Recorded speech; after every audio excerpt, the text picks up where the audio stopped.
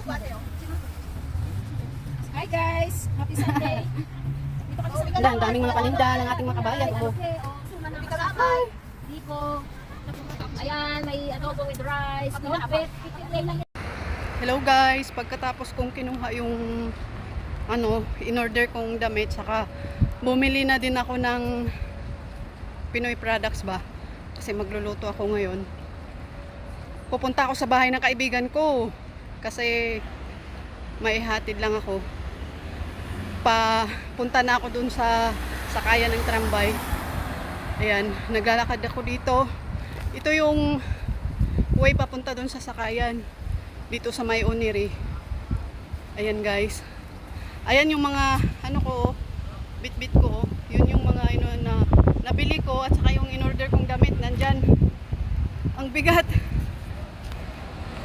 Pero ganun pa man, minsan lang kasi ako maka-day off, kaya namili ako ng Pinoy food. Kasi di naman ako bihasa magluto ng Romanian food. Kaya lagi kong niluluto sa asawa ko Pinoy food. Kaya yun guys, palakad na tayo papunta dun. Ayan.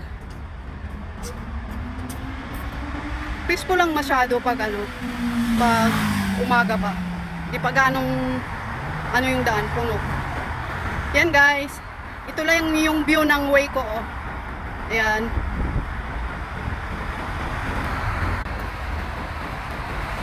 Ayan.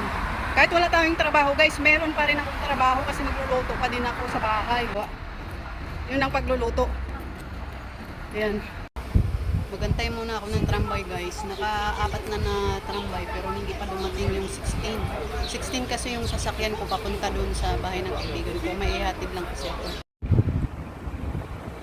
Yan, dito ako sa may guys, Stepan Chilmare. Pauwi na ako, galing ako sa bahay ng kaibigan ko. Yan na yung pansit bihon. Lagay na natin. Ayan. Lagay na natin next. Lagay na natin tong cabbage.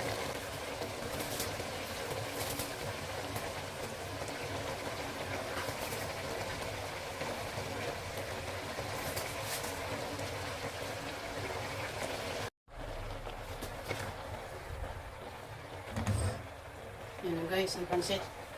Pansit bihon kayo dyan.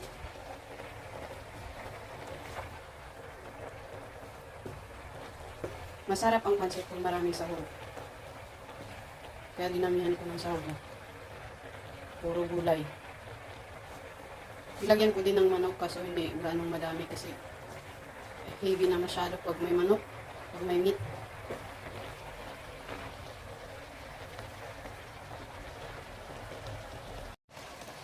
Ilagay na natin itong spring onion at saka parsley.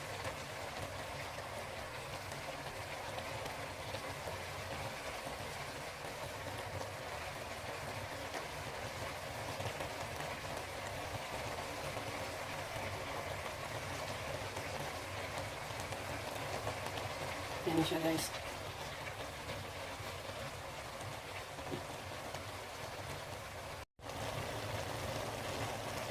Yan na guys. Nilagyan ko ng spring onion at saka parsley sa ibabaw para mas lalong masarap at saka mayroon ding decoration on top. Ayan. Yan na po ang ating pansit.